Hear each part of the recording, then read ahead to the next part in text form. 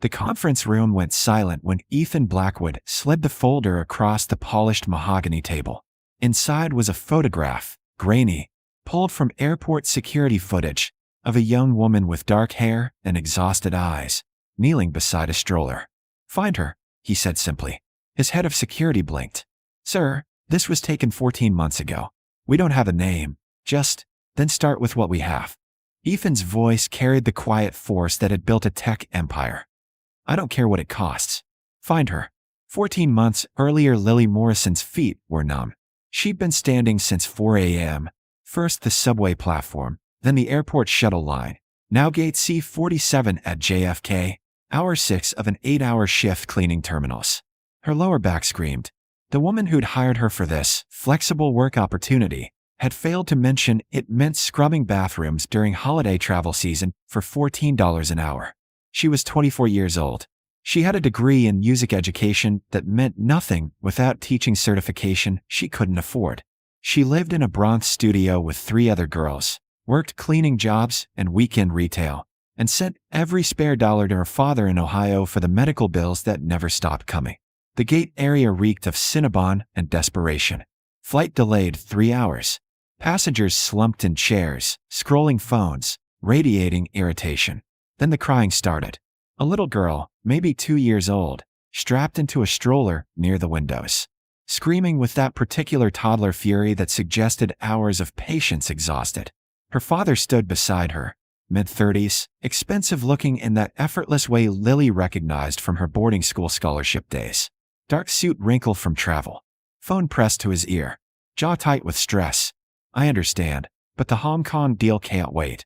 He tried to hand the little girl a stuffed rabbit. She batted it away, wailing harder. "No, I can't reschedule.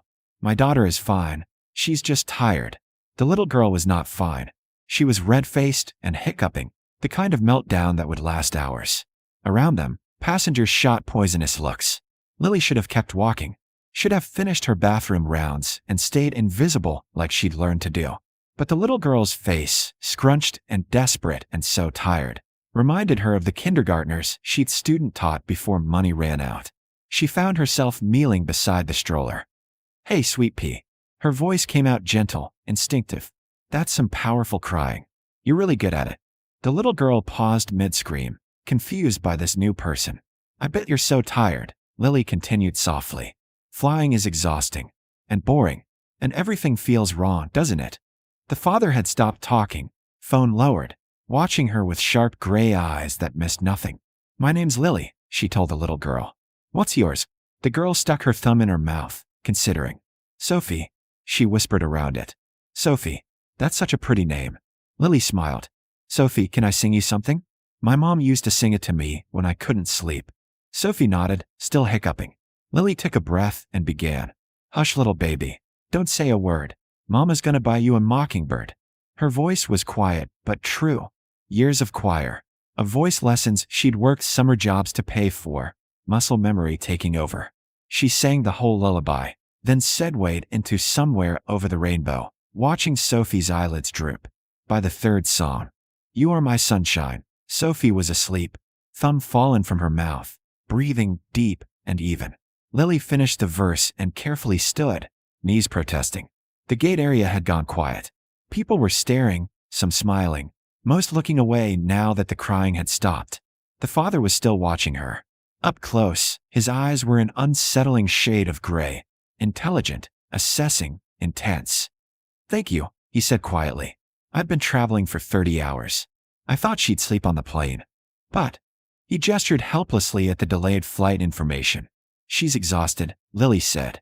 "Sometimes they're too tired to sleep. The singing just distracts their brain enough to let go. You're very good at that." It wasn't small talk. He was studying her like she was a puzzle. Music teacher? Hoping to be. The lie of omission came easily. "Right now I'm just trying to make rent." His expression shifted, recognition, maybe, or understanding. He reached into his jacket and pulled out his wallet. "Please don't." Lily stepped back, cheeks burning. "I didn't do it for money. She just needed help. I know you didn't. But you stopped everything to help a stranger's child, and I'd like to thank you properly." He extended a business card. "Ethan Blackwood. If you're ever looking for work that doesn't involve His eyes flicked to her cleaning company vest. This, call me. Lily took the card reflexively. Heavy cardstock, embossed lettering. Ethan Blackwood, CEO, Blackwood Technologies. I don't need charity, she said quietly. It's not charity. It's recognizing talent when I see it. His phone buzzed. He glanced at it, jaw tightening again. I have to take this. But please. Call. He answered the phone, turning slightly away. Lily stood there, card in hand, watching Sophie sleep peacefully in her stroller. She should have thrown the card away. Should have recognized the impossibility of whatever he was offering. Instead, she slipped it into her pocket and went back to cleaning bathrooms, humming, "You Are My Sunshine," under her breath while her feet ached and her future stayed exactly as uncertain as before. She never called the number. But Ethan Blackwood never forgot the girl who'd sung his daughter to sleep when he'd been drowning, and 14 months later, in a conference room overlooking Manhattan, he decided it was time to find her. The security team returned 3 weeks later with a name and an address. Lily Morrison, 24. Last known residence in the Bronx, but she moved 4 months ago. Currently living in Newark, New Jersey. Works 2 jobs, retail at Target, night shift restocking, and weekend hostess at a diner. No social media presence. No phone listed. The security chief paused. She's deliberately staying invisible, sir. Ethan studied the updated photo they'd pulled from Target's employee database. Same dark hair, now pulled back severely. Same brown eyes, but harder somehow. She looked thinner, more tired. Why would she be hiding? Debt, maybe? We found medical liens against her father's property in Ohio. Nursing home bills. She's been sending money monthly. Ethan felt something tighten in his chest.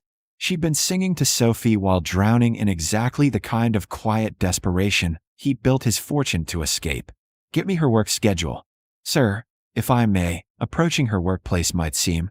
I'm not approaching her workplace. Ethan looked at his daughter's drawing on his desk, a crayon family portrait she'd made last week. Stick figures holding hands. She'd included Lily, the singing lady from the airport, because Sophie's memory was long and specific. I'm offering her a job. Properly this time. He drafted the letter himself that night. Simple, professional, no pressure. Dear Ms. Morrison, we met briefly at JFK 14 months ago. You sang to my daughter Sophie when she needed help, and I've thought often about your kindness. Blackwood Technologies has an opening for a program coordinator in our education outreach division. The role involves developing music curricula for underfunded schools. I believe you'd be exceptional at it. Salary, $72,000 annually plus benefits. No obligations. No strings. Just an opportunity, if you want it. The offer stands for 30 days. Respectfully, Ethan Blackwood *. He mailed it to her Newark address and waited. Lily stared at the letter for 10 full minutes, sitting on her mattress on the floor. Her roommate got the actual bed frame, while traffic rumbled outside. This was impossible. People didn't remember random airport encounters. Billionaire CEOs didn't offer $72,000 jobs to cleaning women who'd sung one lullaby. Except the letter was real. The letterhead was real. She'd looked up Blackwood Technologies, a tech giant worth billions, contracts with school districts nationwide, and yes, an education division. She'd also looked up Ethan Blackwood. For its profile, TED Talks. A widower, raising his daughter alone after his wife died in childbirth. Photos of him at charity galas. Always serious, always slightly apart from the crowd. She remembered his eyes. The way he'd looked at her like she mattered. $72,000 would clear her father's medical debt in 2 years. Would mean actual groceries. An apartment with heat that worked. Maybe evening classes to finish her teaching certification. It would also mean accepting help from a stranger who owed her nothing. And Lily had learned young that accepting help came with invisible price tags. She put the letter in her drawer and went to her night shift at Target. But 3 days later, her manager pulled her aside. Lily, I'm sorry. Corporate's cutting overnight hours. Your position's eliminated end of month. That night, the diner owner told her the restaurant was closing. New landlord tripled the rent. Lily sat in her dark bedroom, unemployment yawning before her, and pulled out Ethan Blackwood's letter with shaking hands. She called the number at 11 p.m., expecting voicemail. He answered on the second ring. Lily, not Ms. Morrison. Lily, like he'd been waiting for her call specifically. How did you know it was me? I gave that number only to you. His voice was warm, slightly rough, like she'd woken him. Does this mean you're interested? I don't understand why you're doing this. Silence. Then, can I tell you what I saw at the airport? Okay. I saw someone who'd probably worked a brutal shift, who was tired and invisible too. Everyone around her stopped everything to help a child who wasn't her responsibility. Not for credit. Not for money. Because it was right. He paused. I built my company on finding people who do the right thing when nobody's watching. So yes, this is a real offer. And yes, I think you'd be brilliant at it. Lily's throat tightened. I'm not a charity case. I know. You're a music education major who's been derailed by circumstances you didn't choose. This is a job offer. You'll work hard. You'll earn every dollar. But you'll also get a chance to do what you're meant to do instead of restocking shelves at 2 a.m. What if I'm not good enough? Then I've made a hiring mistake, and we'll part professionally. But I don't think that's going to happen. His voice softened. Lily, I watched you calm my daughter with nothing but your voice and presence. You have a gift. Let me give you a platform to use it. Lily closed her eyes, felt herself standing at a cliff edge, terrified and desperate. When do I start? She heard his smile. Monday if you're ready. We'll cover your moving expenses. There's an apartment stipend for employees relocating. And Sophie has been asking about the singing lady for 14 months. She'd very much like to see you again. Something warm bloomed in Lily's chest. She remembers? She never forgot. Neither had he. The Blackwood Technologies campus in Westchester looked like something from a magazine. Glass buildings, green space, an actual cafeteria with good food. Lily's office had a window. A window. She spent the first hour just staring at trees. Jennifer Kim, her supervisor, was brilliant and kind. The education team was small, passionate, excited to have someone with actual teaching experience. The first week blurred past, curriculum meetings, school visits, budget reviews. Lily worked 12-hour days because she wanted to, not because she needed 3 jobs to survive. Her apartment was a studio in a safe building with heat and hot water that worked. She cried the first night, overwhelmed by the silence that wasn't sirens and shouting. She saw Ethan twice in passing, once in the cafeteria, once in a hallway. He nodded politely, didn't presume familiarity, treated her like any other employee. It should have been a relief. Instead, she found herself looking for him. Week 3, Jennifer called her in. The CEO wants to meet with you. Lily's stomach dropped. Did I do something wrong? The opposite. He's read your preliminary curriculum proposal. He's impressed. Ethan's office occupied the top floor, floor-to-ceiling windows framing the Hudson. He stood when she entered, gesturing to the chair across from his desk. Lily, thank you for coming. He was in shirt sleeves, tie loosened, looking tired but present. I wanted to discuss your music therapy proposal.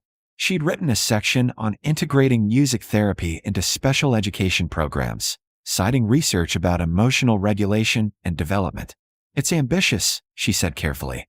Probably too expensive. It's brilliant. And exactly what our partner schools need. He slid a folder across. I want to pilot it in 5 districts. You'd lead the program. It would mean travel, training, significant responsibility.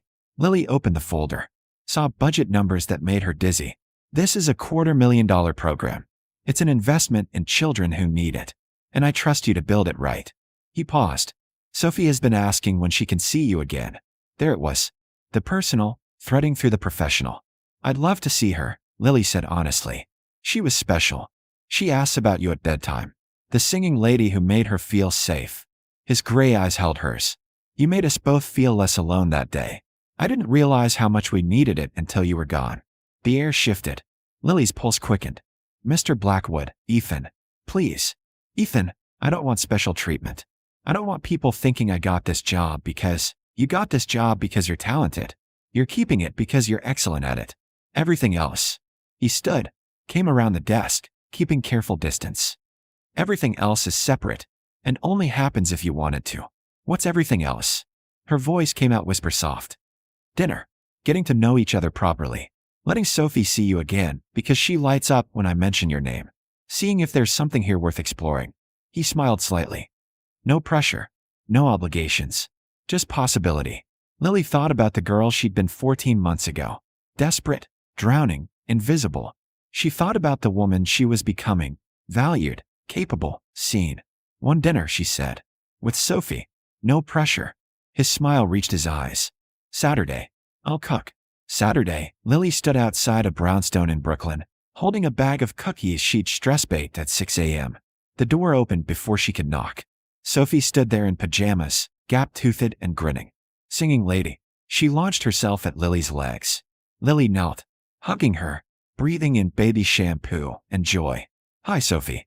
You got so big. I'm 3 now. Daddy said you were coming. Sophie grabbed her hand, tugging her inside. Will you sing again?